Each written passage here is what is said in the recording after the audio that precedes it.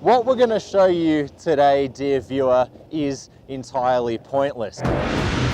We're going to go out into the snowfields here and drive a collection of ridiculously overpowered AMG vehicles, basically around in circles. It's especially pointless for us Aussies because even at the height of winter, you're never going to see conditions as extreme as this. But maybe you've seen snow driving in a movie, maybe you're just curious as to what it's like to actually drive in extreme conditions like this snow. So let's find out what we can teach you. We're at a not-so-top secret facility on New Zealand's South Island called Snow Farm. Set amongst stunning valley vistas and tall snow-capped peaks, Snow Farm is the only location in the Southern Hemisphere where car manufacturers can do extreme sub-zero winter condition testing. It's here that we're told to throw everything we know about driving on tarmac, mud and gravel out the window, as we'll be learning basically everything about manoeuvring on icy low traction terrain, again from the ground up. We're also told that our cars will be equipped with winter tyres, which you may have heard of before, but I can't overstate how much these things are game changers. Composed of a special compound to keep them flexible in extremely low temperatures, the Continental Winter Sport tyres that our cars were wearing also have special flexible tread that's actually designed to capture snow. Snow on snow, as it turns out, allows for much greater traction, even when you're heading uphill. The effects are impressive, with our cars stopping, turning and pulling away with more grip than anybody I shared a vehicle with could have expected.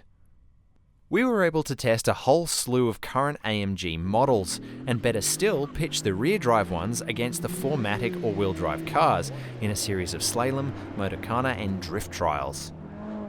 Obviously, this is stupid amounts of fun, but it also serves as a reminder that most people out on the road simply never get to experience the pure physics of what goes on inside a vehicle when traction is lost. Now I should tell you, as we move on to our next exercise here, you don't have to be special, you don't have to be a journalist like me to go on this program. What they'll actually do is, for anyone who's bought an AMG in the last 3 years, you're actually invited to come on this program. I'm told they're in high demand and they always sell out. They do it once every 2 years or so, they tell me, and the cost was actually quite reasonable. Not including flights, it costs between $4,000 and $5,000, which I actually thought, well, that's pretty good considering the experience you get out here. They ship a fleet of Australian AMGs across. It's actually a surprisingly affordable, surprisingly achievable program. Speaking of vehicles, the cars we have a chance to test here range from the rear-drive C63 S and GTC to the all-wheel drive GLA45 and E63 S. Obviously, each car is ridiculously overpowered, so there's a fair bit of turning safeties off in your brain that usually prevent you from pushing the pedal to the firewall in a car with 450 kilowatts. Once you're used to the amount of power you'll need to apply, you'll also need to get used to the idea that half the time you're basically going to be steering with the accelerator. The principle is slightly different for each of the cars. It was my surprise to find that the older and less sophisticated GTC and GLA were actually the most entertaining cars to drive. The rear-drive C63 was largely unwieldy, and the E63, with its added weight and safety of the all-wheel drive, was harder to throw into a drift. It's worth noting that the E63's new variable traction control, which is altered by a dial on the steering wheel on the fly, was a useful feature, as having it partially on allowed you a bit of a safety net when the car was turning on its axis. We also had the opportunity to do a short hill climb and descent in the G63. It's obviously ridiculously capable with its 3 locking diffs, but arguably it's a bit wasted on something so expensive. It'd be nice to see a sub 90 grand version for Australian off-road enthusiasts. So much of the day is worked up to this. We're doing a timed motocana, it is a competition.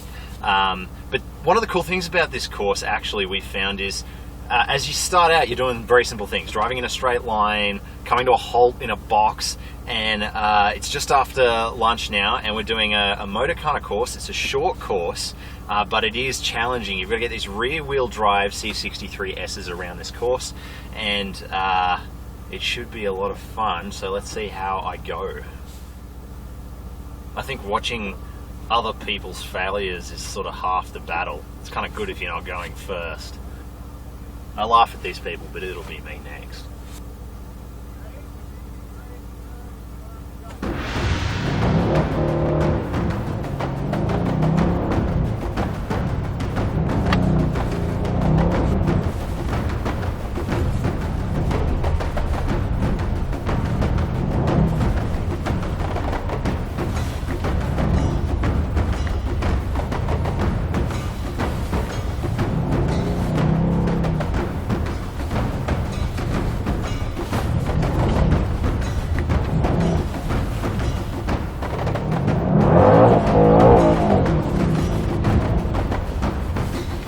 I've spun too far. There's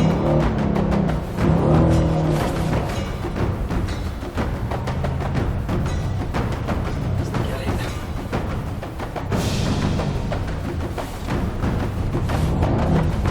Kick it around, kick it around. Yes! Yes, we're in. Keep it going, keep it going. Oh, I hope I didn't hit that cone. That's a 2-second penalty if I did. Oh no, oh, gotten greedy.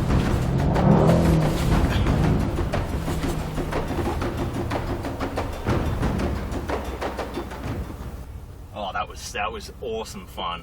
It's like your heart's pumping, you know. Great. Did I beat the first person? Yeah. Yes. It was quick. I was gentle with the throttle. If you want to read the full story of this Ice Drive event, you can do that over at carsguide.com.au. And if you enjoyed this video, remember to hit the like and subscribe buttons.